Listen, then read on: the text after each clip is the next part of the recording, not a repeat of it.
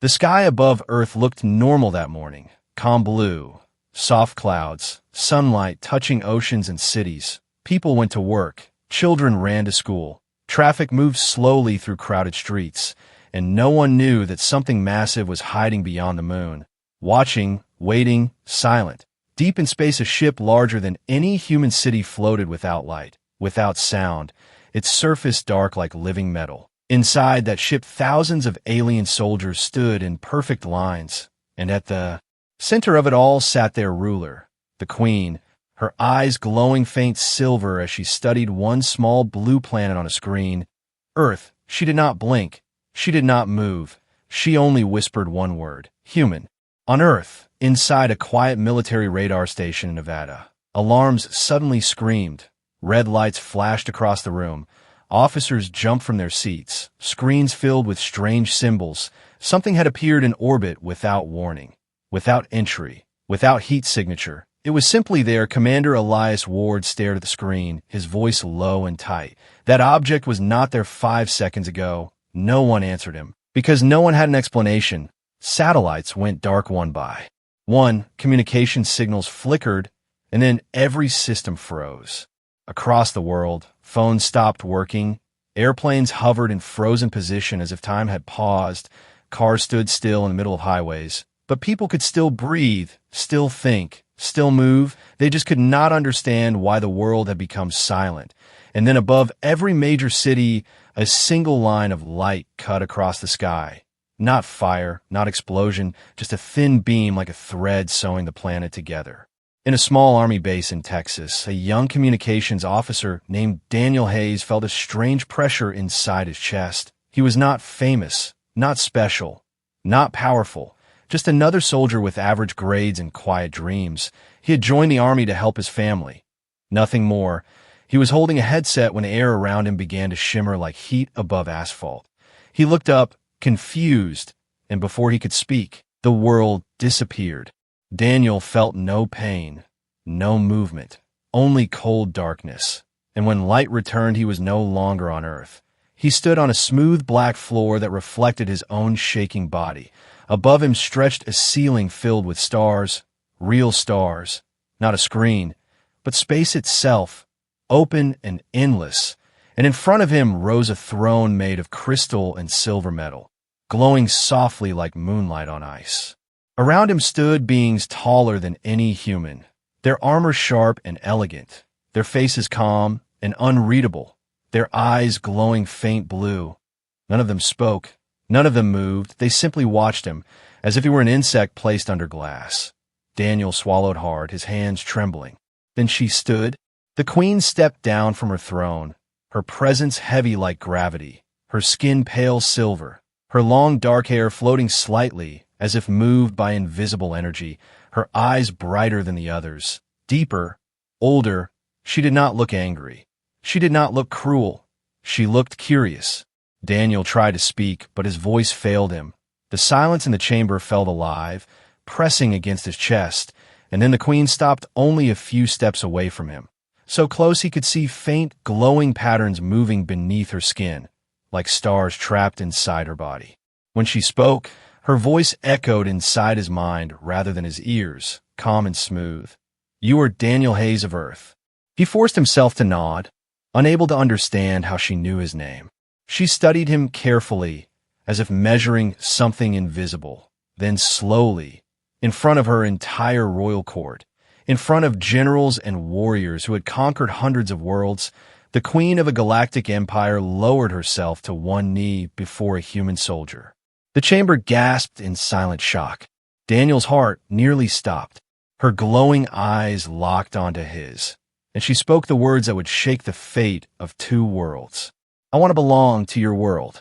He felt the floor tilt beneath him. She continued, her voice softer now, almost uncertain. "Will you marry me?" The alien soldiers shifted slightly, tension rising like a storm about to break. Daniel's mind raced. This had to be a trap, a joke, some cruel test before invasion. Why him? Why a normal man? Why not a leader, a scientist, a hero? The Queen leaned closer and whispered only for him to hear. "If you refuse, Earth will burn." Cold fear gripped his spine, his family, his friends, 8 billion lives balanced on his answer. He tried to breathe, tried to think, but nothing made sense. Her eyes did not show hatred. They showed something else, something almost desperate. Far above Earth, the massive alien fleet slowly shifted formation, weapons powering quietly, invisible to human eyes, waiting for a single word from their queen. Daniel realized that whatever choice he made would change history forever. And somewhere deep inside the alien ship, hidden generals tightened their hand around concealed weapons, because not all of them agreed with their queen's decision. Before we continue this impossible story of humans and empires, if you enjoy powerful sci-fi stories where humanity stands strong against the universe, gently subscribe to this channel so you never miss what happens next, because Daniel had only seconds to answer, and the galaxy was already holding its breath. Daniel could not answer her. Not yet. His throat felt dry, his mind was racing, and the silence in the throne chamber was growing heavier with every second. The queen slowly rose from her kneeling position, and when she stood again, the air itself seemed to obey her presence. Her generals lowered their heads slightly, not out of respect alone, but out of fear, because this was not just a ruler speaking. This was the being who had conquered 712 worlds without losing a single war. Her fleets had crushed empires older than human civilization. Her name alone had ended rebellions before they began, and yet she had just asked a human soldier to marry her. Daniel's eyes moved across the chamber, trying to understand the scale of power around him. Towering alien warriors stood in perfect formation, their armor made from living alloy that shifted like liquid metal, their weapons humming softly with contained energy strong enough to erase cities. Above them, floating screens displayed galaxies burning, planets kneeling, fleets surrendering. This was not a bluff. This was not a dream. This was an empire that could erase Earth in minutes, and its queen was looking at him not like prey, not like a prisoner, but like something rare, something valuable.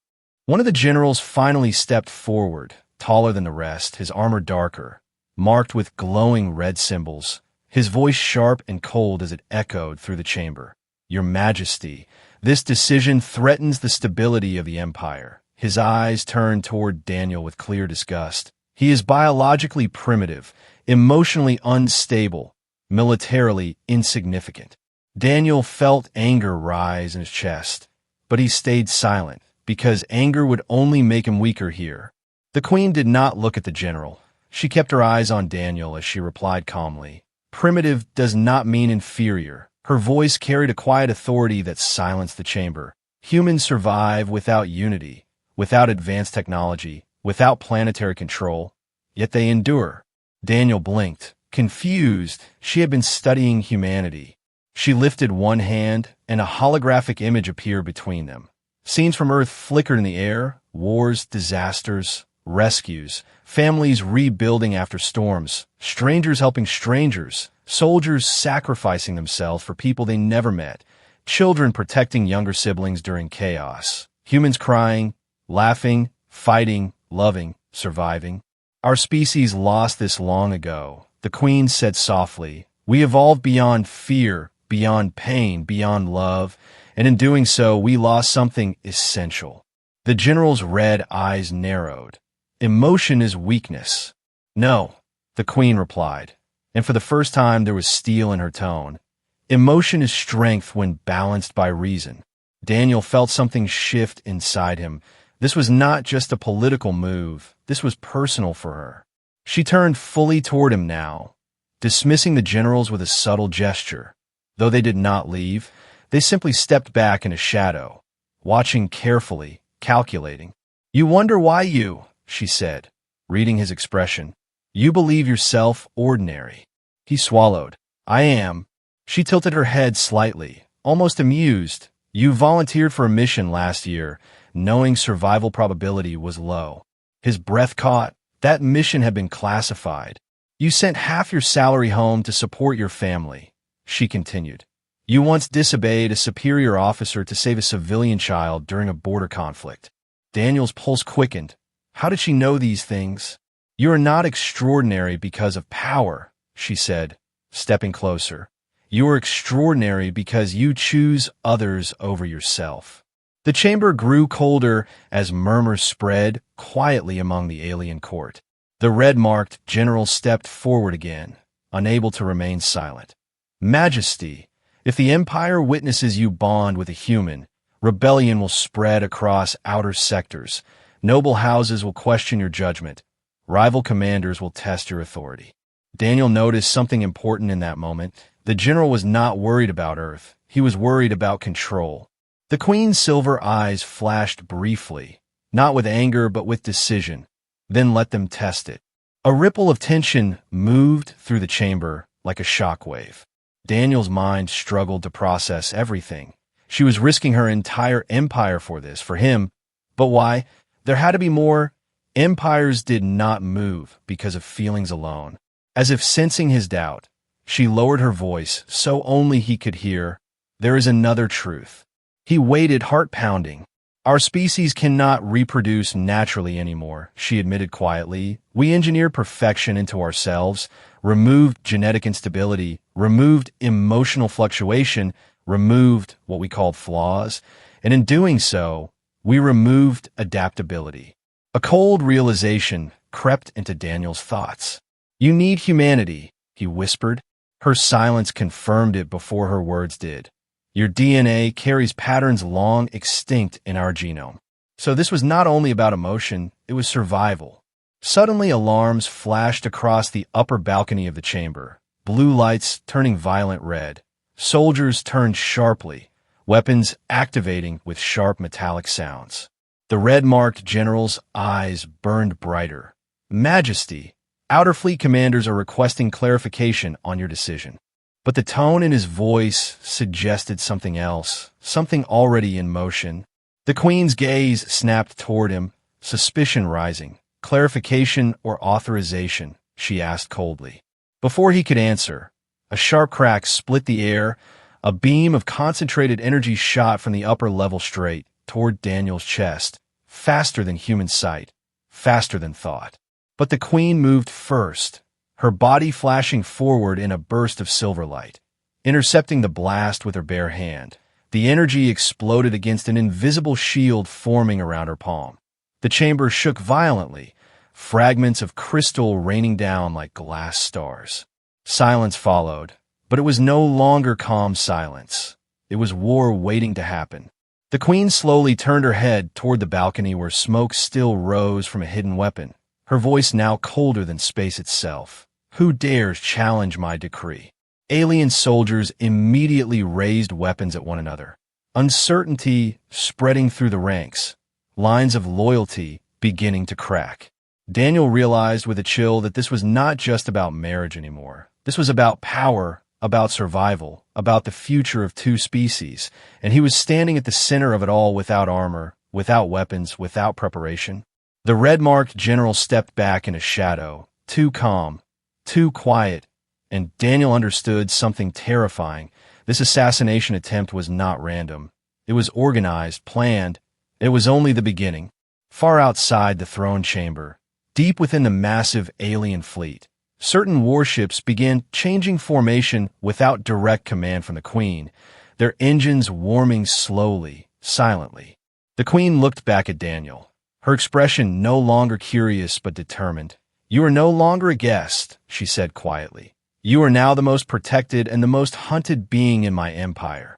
And somewhere in the darkness of space, a faction of alien commanders transmitted a single coded message across the fleet. Operation Severance has begun. The throne chamber did not return to calm after the assassination attempt. It transformed into something colder, more controlled, more dangerous. The Queen stood tall at the center, while fractured loyalty spread through her court like cracks in glass. And Daniel understood that whatever protection she offered would not be enough to silence an empire built on conquest. Within minutes, armored guards surrounded him. Not gently, but firmly, their glowing eyes scanning every shadow and the red. Mark General was nowhere to be seen, which made everything worse. The Queen raised her hand, and the chamber lights dimmed.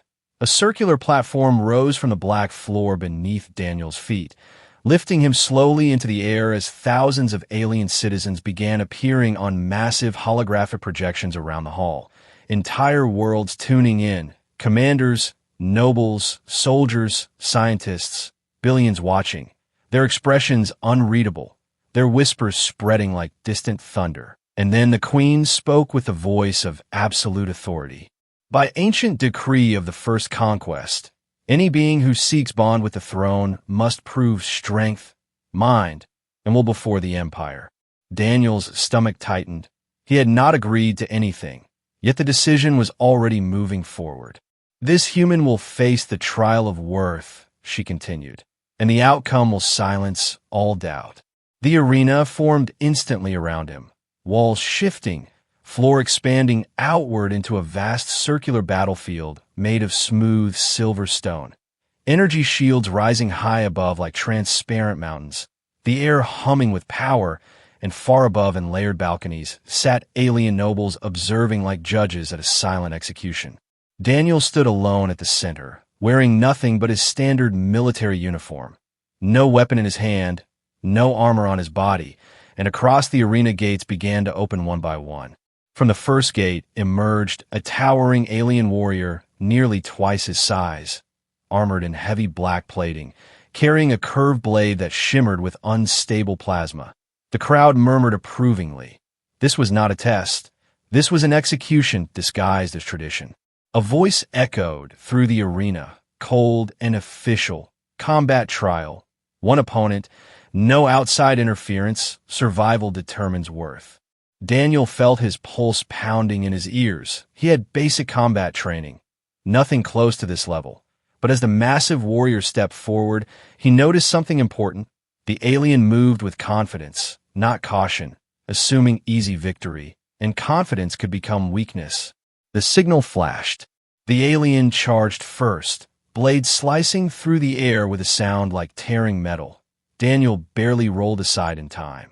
The plasma edge cutting a deep, glowing line into the arena floor, heat blasting against his skin. He scrambled to his feet, heart racing, his mind not focused on fear but on observation. The alien was powerful but heavy. Each movement required commitment. Each strike carried force but limited adjustment. Daniel did not attack. He circled, forcing the warrior to turn repeatedly, forcing him to swing wide, conserving energy while the alien burned through his own. The crowd's murmur shifted from confidence to curiosity. This human was not panicking. He was calculating. The alien roared and slammed his blade downward again, but Daniel baited the strike, stepping just within reach before diving backward at the last second. The blade struck the arena floor with full force, and Daniel noticed the slight hesitation when the alien pulled it free.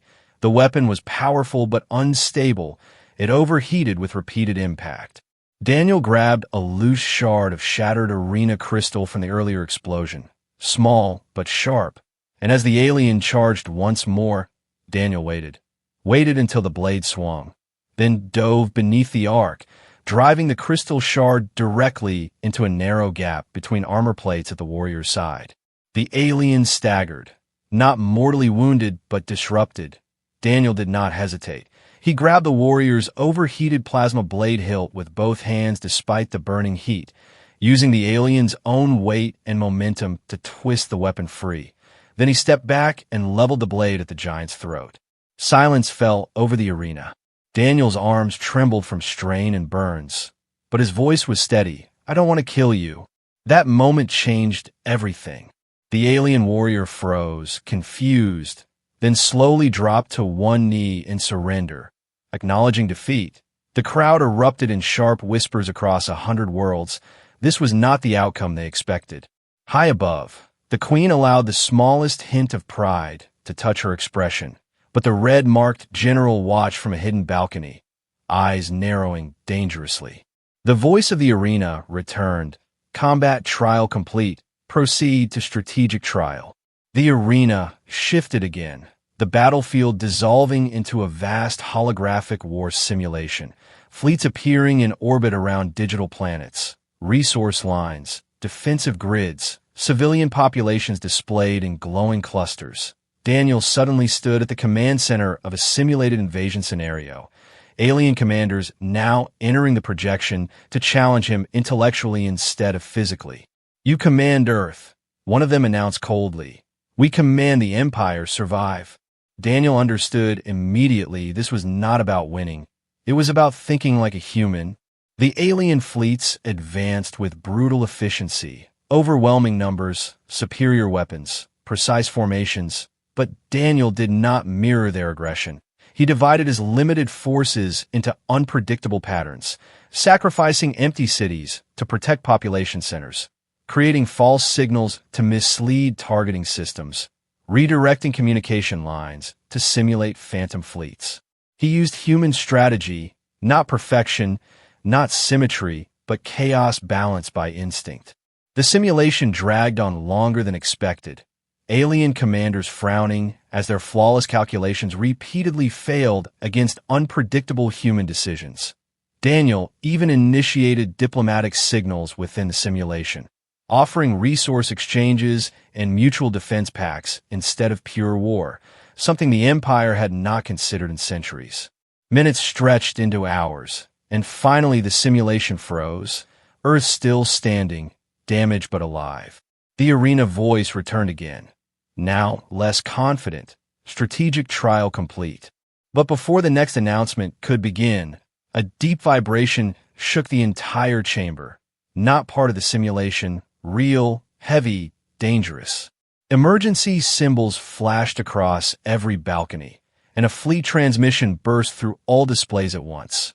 Alien warships in the outer sectors had broken formation, their weapons charging not toward Earth, but toward the Imperial capital itself. The red-marked general's face appeared briefly on a fractured screen, calm and resolute. "The trial is irrelevant," he declared. "The throne has chosen weakness. The Empire chooses strength." Energy spikes surged through the capital defense grid, and for the first time since Daniel arrived, the Queen's expression shifted from control to concern. The trial of humanity was over. Now the real war was beginning. The capital trembled as rebel warships locked weapons on the heart of the Empire, and for a moment, even the endless stars outside the crystal dome seemed to dim. The arena dissolved into darkness, alarms pulsing through every corridor, soldiers rushing in precise formations, and Daniel stood beside the Queen as reality replaced ceremony. This was no longer a controlled trial. This was fracture at the highest level. And the Queen did not look at the screens first. She looked at him, as if measuring whether he was ready to hear what she had hidden. "Come," she said quietly, and the floor beneath them shifted into a descending platform that carried them deep below the throne chamber, far beneath public halls and military command decks, into a level untouched by nobles or generals, the air colder, the walls smoother, almost organic, glowing faintly with silver veins of light. This was not a place of conquest. This was something older. They entered a circular chamber filled with tall, transparent pillars, and inside each pillar floated something that made Daniel's breath stop.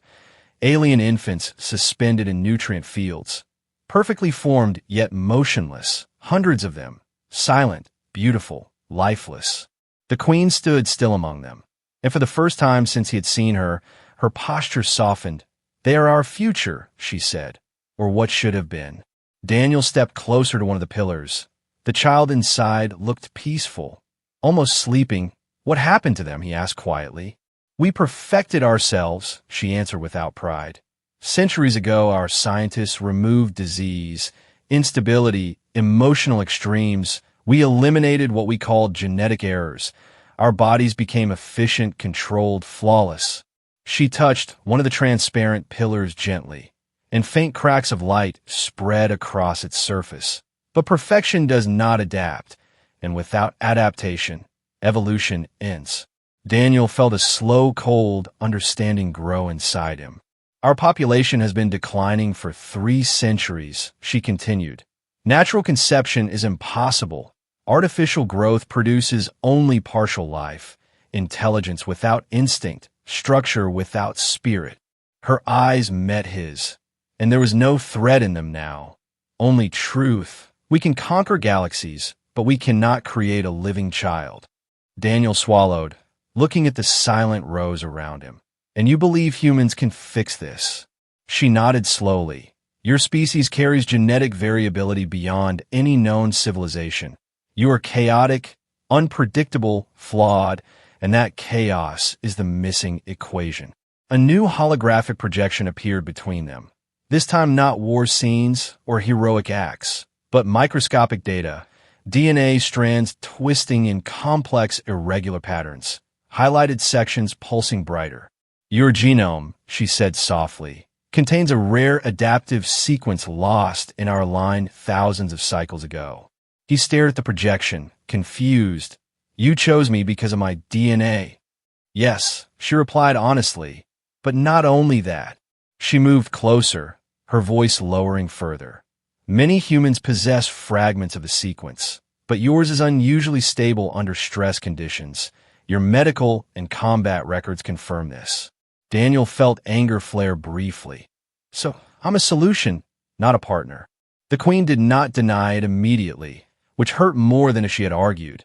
At first, she admitted, you were a solution. Silence filled the chamber, heavy but not hostile. Then I studied your history, she continued.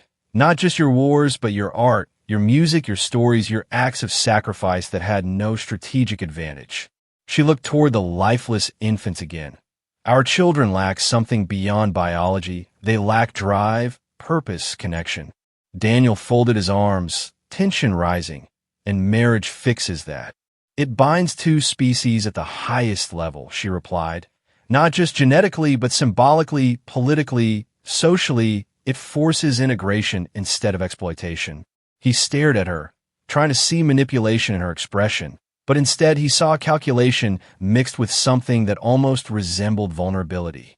Suddenly the chamber lights flickered violently, a shockwave rippling through the floor, distant explosions echoing from upper levels. The rebel fleet had begun targeting internal power relays, not full destruction, but strategic destabilization. A new alert flashed across the wall, and this time the Queen's composure shifted into controlled urgency. The generals have seized Sector 3, she said. They are broadcasting a counter-narrative. A transmission activated automatically, showing the red-marked general addressing multiple fleet commanders, his voice firm and persuasive.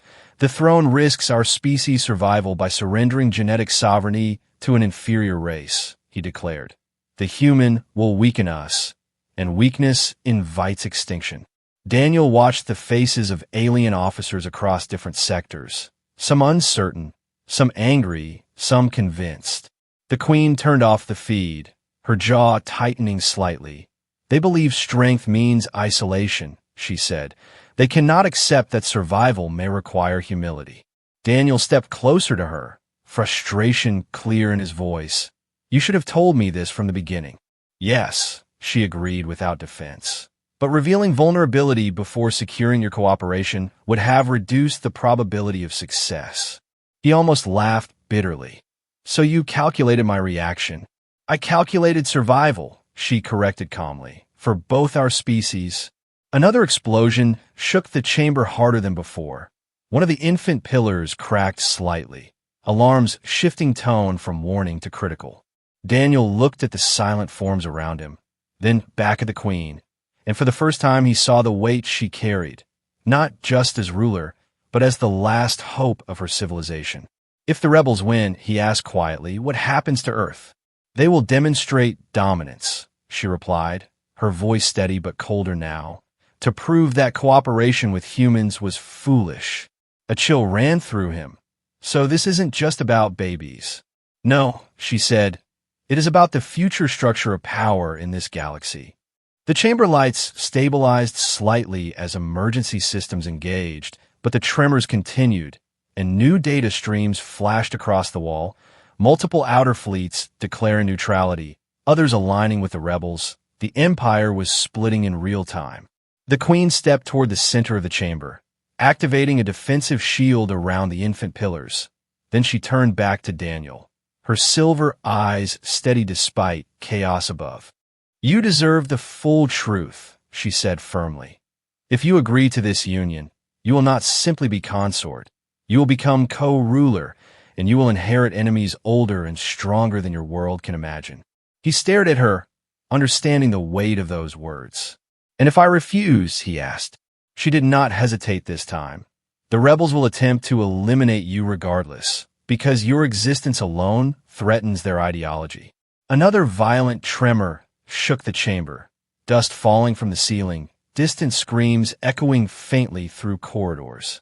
Daniel realized something terrifying and undeniable. Whether he accepted her offer or not, he was already part of this war, already a symbol, already a target. High above them, rebel warships began breaching inner defense lines, and within the capital itself, armed factions started clashing in corridors once reserved for ceremony. The secret truth had changed everything. This was never just a proposal. It was a gamble on the survival of two civilizations, and the cost of failure was no longer theoretical. It was arriving at the gates of the empire itself. The capital was no longer a symbol of control. It was becoming a battlefield. Rebel cruisers tore through the outer defense grid while loyalist ships scrambled to intercept, beams of light cutting across space like silent lightning. And deep inside the palace corridors, alien soldiers clashed in brutal close combat, energy blades flashing in tight metallic hallways once meant for ceremony. Daniel felt the vibration of distant explosions through the floor as emergency systems sealed entire sectors, and the Queen stood before a massive tactical display showing the Empire dividing in real time, sectors turning red as they declared support for the rebel generals, others flashing gold in loyalty, and some remaining gray, waiting to see who would win before choosing a side. "You must leave," the Queen said suddenly, her voice calm but urgent. "If they capture you, they will use you as proof that humanity seeks to dominate us." Daniel shook his head. "If I leave now, it looks like I'm running." "It looks like survival," she corrected firmly. "And survival is necessary for strategy." Before he could argue further, a new alert appeared.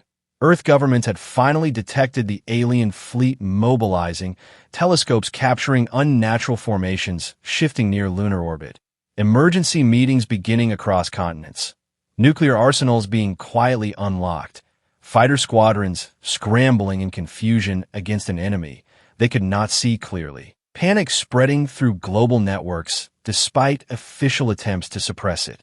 Daniel's heart tightened. His world was waking up to a nightmare. The Queen turned toward him, her silver eyes reflecting the flickering holographic image of Earth. "If the rebels reach your planet first, they will not negotiate," she said. "They will strike swiftly and decisively to demonstrate that this alliance was a mistake." A loyalist commander rushed into the chamber, armor scarred from recent combat. "Majesty, the rebels have seized Docking Ring 7 and are attempting to access long-range assault vessels." Daniel understood immediately. Those ships would be used to target Earth. The Queen's expression hardened. "Initiate evacuation protocol for the human," she ordered. "Prepare a covert transport." 2 guards stepped toward Daniel, but he pulled back, frustration rising. "You're sending me home while your empire burns." "I am preventing 2 wars instead of 1, she replied sharply. "If you remain here, the rebels will focus on eliminating you. If you return to Earth, you can prepare your world for contact under my authority." He hesitated, torn between staying to fight beside her and protecting his own people. A sudden explosion rocked the chamber violently, part of the ceiling cracking, fragments of glowing crystal falling, and the tactical display flickered as several loyalist ships were destroyed simultaneously. The rebels were advancing faster than expected. The red-marked general's face appeared again on a hijacked transmission, his voice colder now, more direct. "Citizens of the Empire, the throne has compromised our future for emotional weakness. We will restore stability. The human will be secured and studied, not elevated." Daniel clenched his fists, anger mixing with fear. He had never asked for this, never wanted to be a symbol, and yet he was being turned into one by both sides. The Queen stepped closer to him, lowering her voice so only he could hear despite the chaos around them. "If you stay, you become a martyr or a hostage. If you leave, you become a bridge." "A bridge can be burned," he said quietly. Not if it is defended by two worlds, she replied. And for a brief second the war faded from her expression, and something almost human surfaced: uncertainty. A new signal interrupted them, this time from Earth itself. Global leaders broadcasting emergency messages to all military forces, satellites detecting energy spikes near orbit, early warning systems predicting possible atmospheric entry within hours if the alien fleet shows aggression, panic rising in financial markets, civil unrest beginning in several cities, humanity reacting the only way it knew how, through fear and preparation. Daniel felt the weight of 8 billion lives pressing on his chest again, just like in the throne chamber when she had first proposed marriage. He looked at her carefully. If I go back and tell them the truth, they won't believe me. Then show them, she replied. I will transmit a limited demonstration of our defensive capacity, not an attack, a shield around your planet.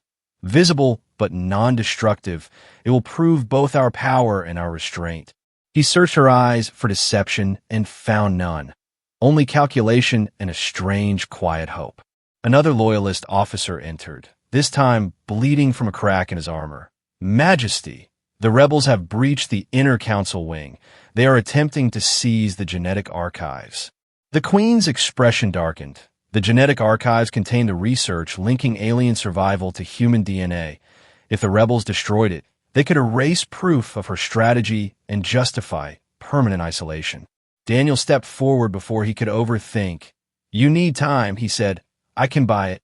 Her eyes widened slightly. You are not equipped for internal combat at this scale. I'm not planning to fight an army, he replied. I'm planning to speak to one. She studied him carefully, weighing risk against probability, and for the first time since they met, she did not calculate immediately. She trusted. Very well, she said slowly. But understand this, if you fail, I cannot protect Earth from the rebels alone. He nodded once, steady despite the fear racing through him.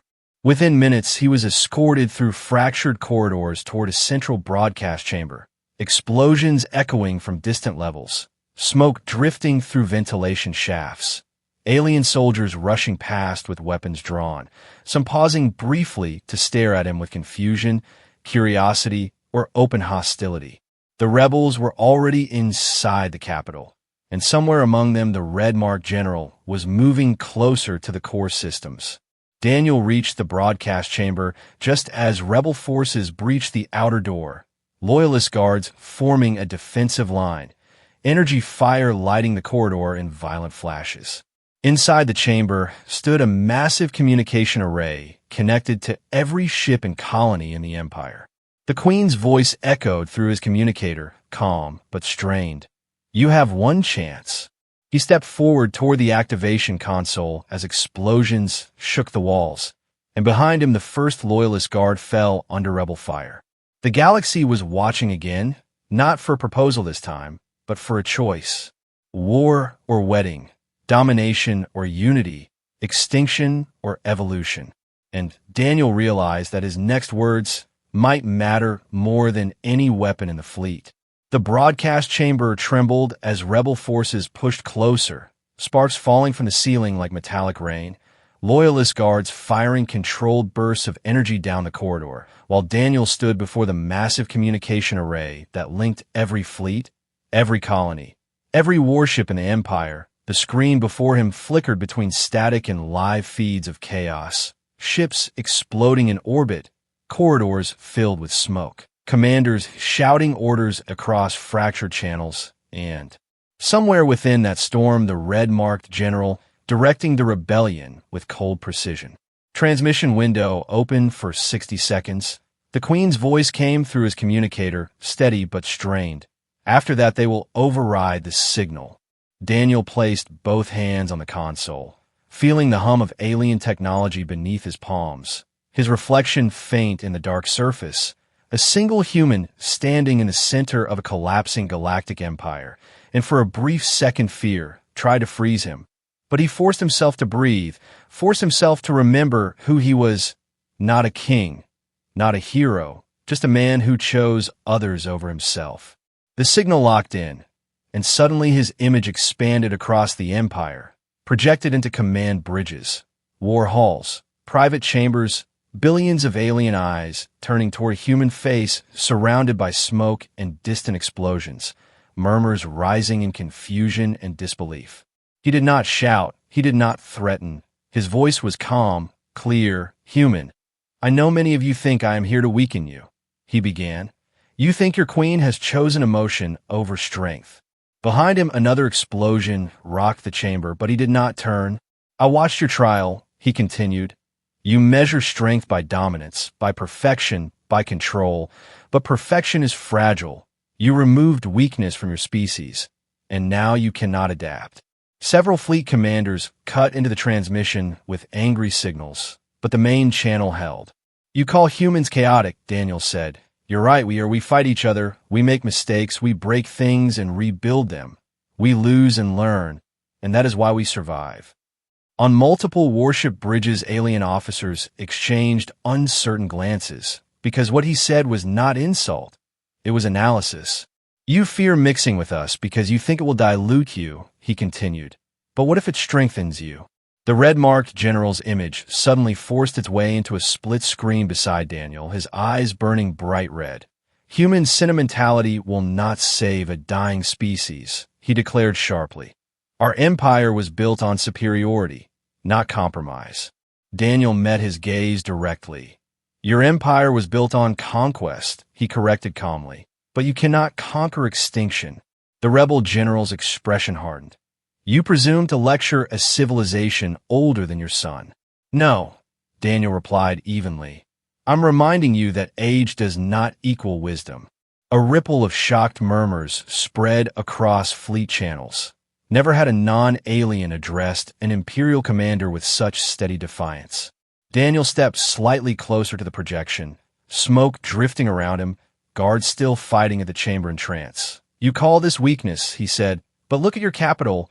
Your own ships firing on each other, your own soldiers divided. Is that strength?" The rebel general did not answer immediately. "Your queen is not surrendering to humanity," Daniel continued. "She is choosing evolution over extinction, and if that frightens you, maybe it is because change requires courage." The broadcast time warning flashed red. 15 seconds remaining.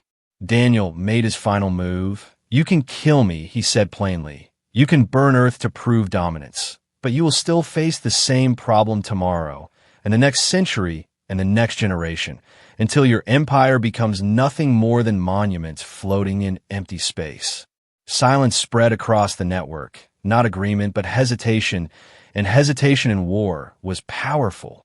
"Or," Daniel added, voice steady despite the chaos behind him, "you can become stronger by choosing partnership instead of fear." The signal cut abruptly as rebel forces finally breached the chamber doors. Energy fire blasting through the air, loyalist guards falling one by one. Daniel dubbed behind the console as a shockwave tore across the room. Sparks flying, debris scattering across the floor. Through the smoke, the red-marked general himself stepped into the chamber, armor gleaming dark and flawless. Energy blade ignited in his hand, his presence heavy and deliberate. He had come personally to end this. "You speak well for a fragile creature," the general said coldly, advancing slowly. "But words do not rewrite biology." Daniel stood, unarmed, exhausted, but unshaken. "Neither does pride," he replied. The general raised his blade, ready to strike, but before he could move further, the entire chamber shook violently, far stronger than before. The floor splitting slightly as a massive surge of energy pulsed through the capital. Outside in orbit, loyalist and neutral fleets had halted their attacks, ships drifting in uncertain formation, commanders replaying Daniel's speech, calculating new probabilities, and for the first time since the rebellion began, the rebel forces were no longer advancing. They were waiting. The general felt it too, the shift in momentum, his blade flickering slightly as new fleet reports flooded his armor interface. Several outer sectors had withdrawn support from the rebellion, others demanding immediate counsel instead of continued assault. Daniel saw the hesitation in the general's eyes and understood that the battle was no longer physical, it was ideological. You can kill me now, Daniel said quietly, standing straight despite the blade inches from his chest, and prove that you fear evolution. The chamber fell silent except for distant alarms.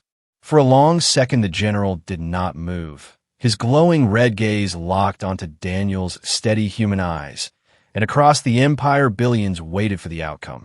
Then a new emergency alert pierced through every channel at once. Life support in the Royal Core had been critically damaged during the internal assault. The Queen's vital systems were failing.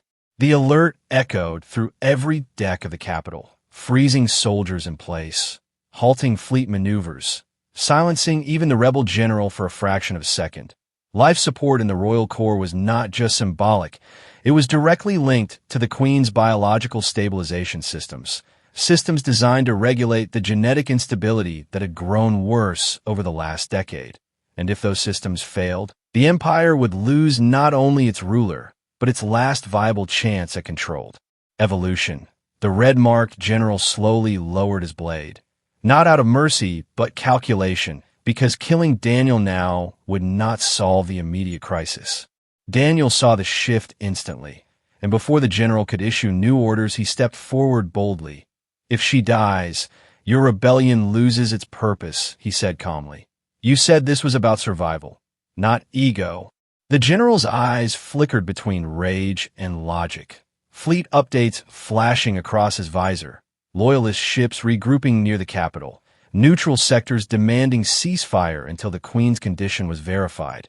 The rebellion had momentum, but not certainty, and uncertainty was dangerous in war. Another violent tremor shook the chamber, this time deeper, more internal. The Royal Core was collapsing. Without waiting for permission, Daniel moved past the general toward the exit corridor leading to the lower sanctum.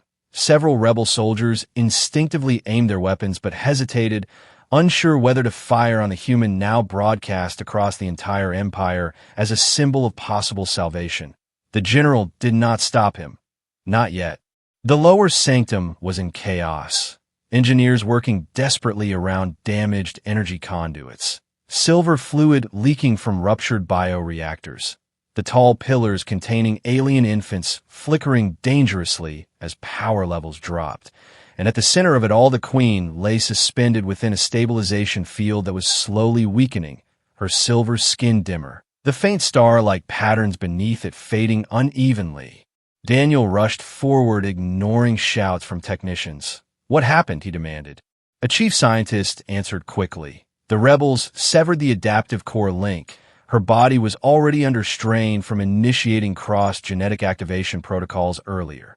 Daniel understood immediately. She had begun preparing her body for integration with human DNA. Even before the trial concluded, she had committed to this path fully. The Queen's eyes opened slowly as he approached, weaker now, but still focused.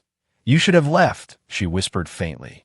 You're not getting rid of me that easily, he replied softly. Above them, the rebel general entered the sanctum with several armed officers, stopping just inside the doorway, observing the scene in silence. This was no longer a battlefield, it was a turning point.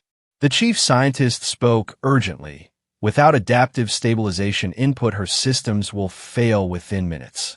Daniel looked at the flickering control panels, at the data streams, describing genetic matrices and compatibility algorithms far beyond human understanding. But one detail stood out. The stabilization field required a living genetic catalyst to synchronize with her unstable sequences. Is there a manual override? He asked. The scientist hesitated. Yes, but it requires direct biological interface.